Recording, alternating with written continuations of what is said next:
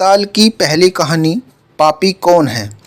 कड़ी मेहनत के बाद राजा विक्रमादित्य ने आखिर बेताल को पकड़ ही लिया और वह उसे अपने कंधे पर लाद कर तांत्रिक के पास लेकर चल देता है।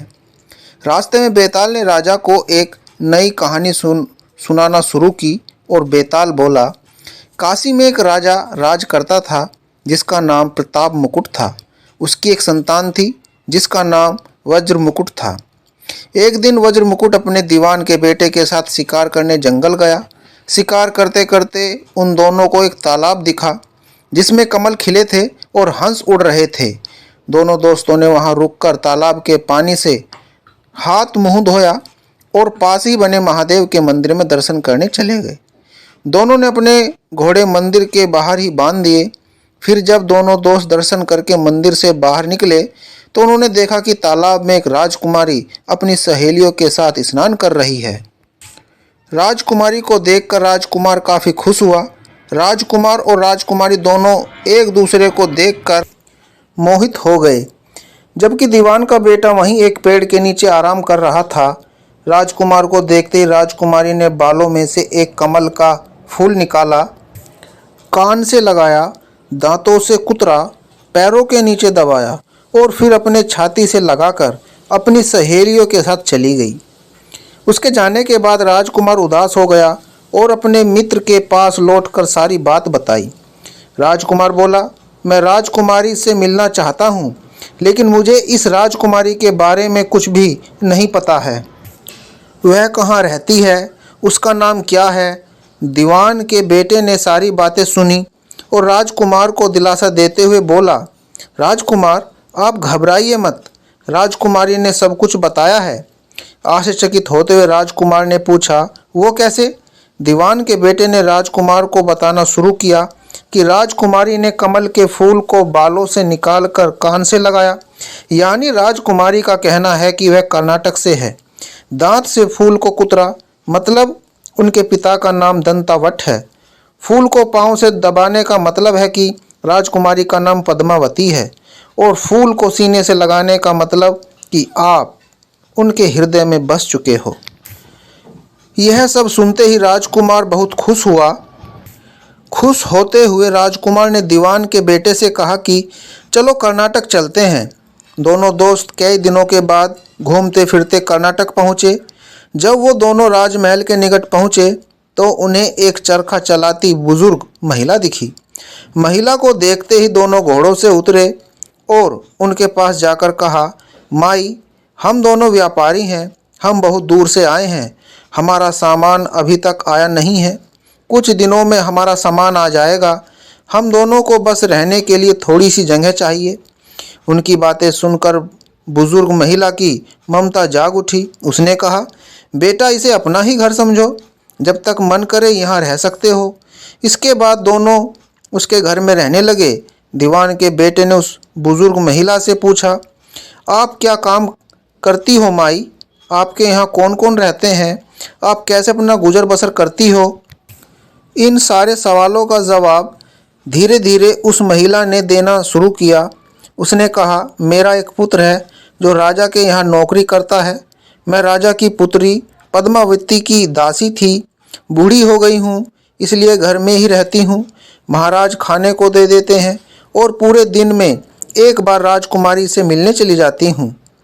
इतना सुनते ही राजकुमार ने बूढ़ी औरत को कुछ धन दिया और राजकुमारी तक संदेशा पहुँचाने को कहा। राजकुमार ने उस बूढ़ी महिला को कहा, माई कल तुम जब राजकुमारी के पास जाओ तो उससे कहना कि जेठ सुदी पंचमी को तुम्हें नदी के पास जो राजकुमार मिला था वो तुम्हारे राज्य में आ गया है। अगले दिन वो बूढ़ी औरत राजकुमार का संदेश लेकर राजकुमारी के पास गई। उस महिला की बात सुनते ही राजकुमारी थोड़े गुस्से में हो गई और अपनी हाथ की उंगलियों को सफ़ेद चंदन में लगाकर उस महिला के गाल पर लगाते हुए कहा, मेरे घर से निकल जाओ। बूढ़ी औरत ने घर लौटकर राजकुमार को सारी बातें बताई। महिला की बातें सुनकर राजकुमार चौंक गया। फिर राजकुमार के मित्र ने राजकुमार को धैर्य बंधाते हुए कहा, राजकुमार आप चिंतित न हो, राजकुमारी की बातों को समझाने की कोशिश करो। ध्यान दें कि राजकुमारी ने उंगलियों को सफ़ेद चंदन में डुबोकर गाल पर लगाया है। इसका मतलब अभी कुछ दिन चांदनी के हैं। उनके ख़त्म होने के बाद अंधेरी रात में मिलूंगी। कुछ दिनों बाद बूढ़ी महिला फिर राजकुमारी के पास संदेशा लेकर पहुंची। इस बार राजकुमारी ने केसरी रंग में 3 उंगलियां डुबोकर बूढ़ी महिला के मुंह पर लगाते हुए कहा, भागो यहाँ से। फिर उस महिला ने आकर राजकुमार को सारी बातें बताई। राजकुमार यह सुनकर बहुत दुखी हुआ। इस पर दीवान के बेटे ने राजकुमार से कहा, इसमें दुखी होने की कोई बात नहीं है। राजकुमारी ने कहा है कि अभी उसकी तबीयत ठीक नहीं है, तो इसलिए 3 दिन और रुक जाओ। 3 दिन बाद वो बूढ़ी महिला फिर राजकुमारी के पास जा पहुंची। इस बार फिर से राजकुमारी ने उस महिला को फटकारा और पश्चिम दिशा की खिड़की से बाहर जाने के लिए कहा। वो महिला फिर से राजकुमार के पास गई और सारी कहानी सुनाई। तब दीवान के बेटे ने राजकुमार को समझाते हुए कहा कि मित्र, राजकुमारी ने आपको उस खिड़की की तरफ बुलाया है। राजकुमार यह सुनते ही खुशी से उछल पड़ा। उसने बूढ़ी महिला के कपड़े पहनकर नारी का भेष धारण किया, इत्र लगाया और हथियार बांधकर राजकुमारी से मिलने चल पड़ा। राजकुमार महल पहुंचा और खिड़की के रास्ते राजकुमारी के कमरे में पहुंच गया। राजकुमारी वहां पर तैयार थी और राजकुमार का इंतजार कर रही थी। राजकुमार जैसे ही कमरे में गया, उसकी आंखें खुली की खुली रह गई। राजकुमारी के कमरे में कई महंगी चीज़ें रखी थी। रात भर राजकुमार और राजकुमारी साथ ही रहे। फिर जैसे ही दिन निकलने को आया, राजकुमारी ने उस राजकुमार को कमरे में छिपा दिया। जब रात होने लगती तो राजकुमार बाहर आ जाता। इस तरह करते करते कई दिन बीत गए। फिर अचानक राजकुमार को अपने दोस्त की याद आई। राजकुमार को अपने दोस्त की चिंता हुई कि पता नहीं उसका दोस्त कहाँ होगा, कैसा होगा और उसका क्या हाल होगा। राजकुमार को दुखी देखकर राजकुमारी ने राजकुमार के दुख का कारण पूछा। उसके बाद राजकुमार ने राजकुमारी को अपने मित्र के बारे में बताया। राजकुमार ने कहा, वह मेरा बहुत अच्छा और चतुर दोस्त है, उसी की वजह से मैं तुमसे मिल पाया हूँ। यह सुनने के बाद राजकुमारी ने राजकुमार को कहा, मैं तुम्हारे दोस्त के लिए स्वादिष्ट भोजन बनवाती हूँ, तुम उसे भोजन कराकर और उससे मिलकर वापस आ जाना। फिर राजकुमार खाना लेकर अपने दोस्त के पास पहुँचा। दोनों मित्र लगभग कई दिनों से नहीं मिले थे। मिलने के बाद राजकुमार ने अपने मित्र को सारी बातें बताई। राजकुमार ने कहा, मैंने राजकुमारी को तुम्हारी चतुराई के बारे में बताया है। राजकुमारी ने तुम्हारे लिए भोजन भिजवाया है।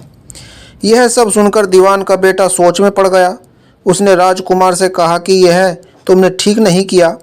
राजकुमारी समझ गई है कि जब तक मैं तुम्हारे साथ हूँ तब तक वह आपको अपने बस में नहीं रख सकेगी, इसलिए उसने इस खाने में जहर डालकर भेजा है। यह कहते ही दीवान के बेटे ने उस खाने से एक लड्डू लेकर सामने बैठे कुत्ते को दिया। लड्डू खाते ही कुत्ते की मृत्यु हो गई। यह देखते ही राजकुमार को बहुत बुरा लगा। उसने कहा कि ऐसी औरत से भगवान रक्षा करे, अब मैं उस राजकुमारी के पास नहीं जाऊंगा। दीवान के बेटे ने राजकुमार से कहा, नहीं, अब कुछ ऐसी तरकीब निकालनी होगी जिससे कि हम उसे साथ में अपने घर ले जा सकें।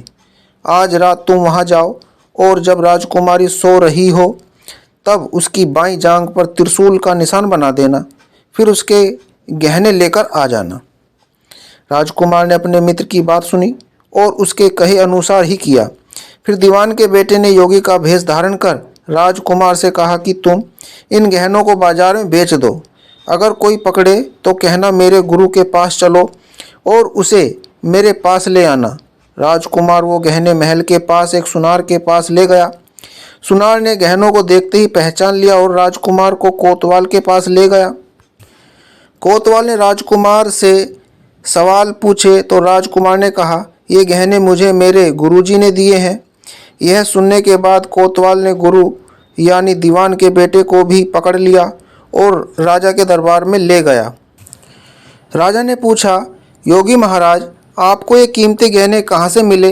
योगी का भेष धारण किए हुए दीवान के बेटे ने कहा, महाराज, मैं शमशान में काली चौदस को डाकनी मंत्र प्राप्त कर रहा था कि मेरे सामने डाकनी आई। मैंने उसके जेवर उतार लिए और उसकी बाईं जांघ पर त्रिशूल का छाप बना दिया। यह सुनते ही राजा महल में गया और उसने रानी को कहा कि पद्मावती की बाईं जांघ देखे कि कहीं राजकुमारी के जांघ पर त्रिशूल का छाप तो नहीं है।